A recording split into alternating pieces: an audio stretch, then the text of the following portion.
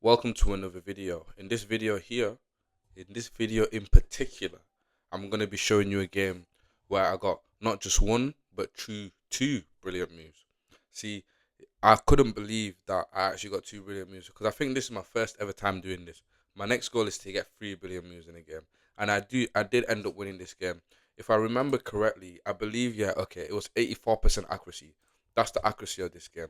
So let's just start off. My opponent opened up with e4, and I opened up with c6 playing the Caro-Kann. I'm just gonna show you the normal development because in my previous videos too, I played the Caro-Kann. Obviously, as you can see, my opponent already made an inaccuracy, and I obviously just take up as much center space as possible. Again, another inaccuracy. So by the sixth move of the game, I'm already basically completely winning. Develop again, which is the best move. Moves out of the way. Takes my pawn. I play a great move. Goes there, which is the best move. And what I should have done is taken the pawn, but I was trying to trap the queen in a sense, right? But I guess I shouldn't have tried that. But either way, he doesn't take my bishop. Blocks it with a knight. Now I apply pressure to the knight. He takes. I take back. Now the knight will have to move. The knight moves. And now I develop my queen. But I should have actually pushed my rook here instead. Let's actually just do that. But I was just trying to trap the queen.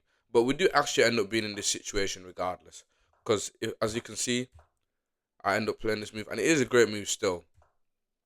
And then they move their queen there.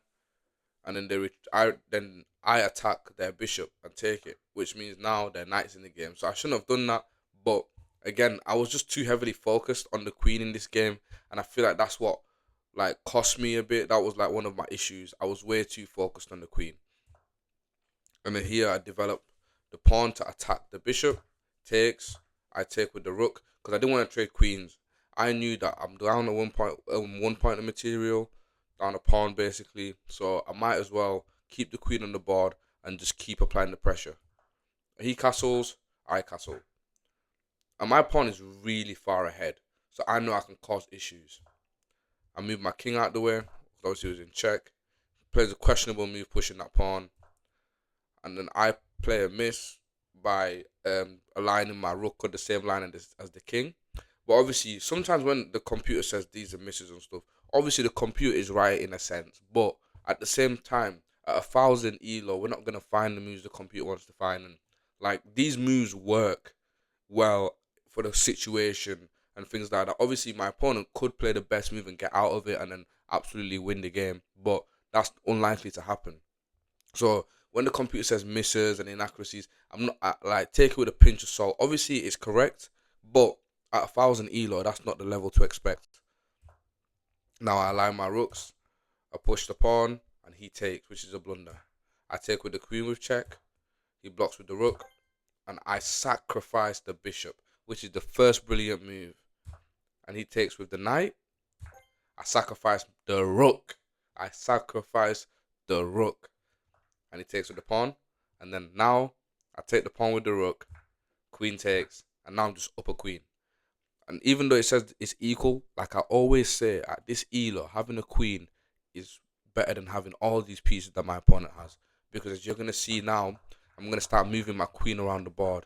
I'm going to start pushing my pawns forward. I'm going to start forking my opponent. I'm going to start putting my opponent in weird positions. And then eventually he's going to start losing all his pieces. Now he's lost his rook. Now I'm just going to promote this pawn into a queen.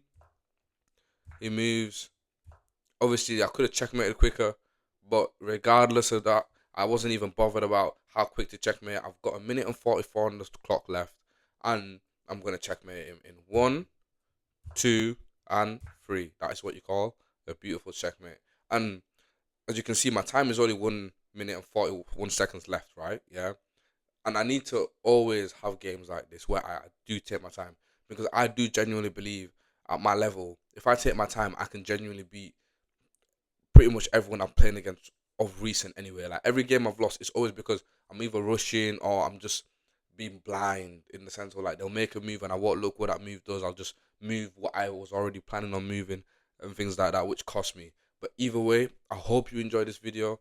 Two brilliant moves. Hopefully we can get another video soon where I get 3 billion moves. Again, thank you for all the support. Thank you for everyone who comes on the streams. and I hope to catch you in the next one. Take care.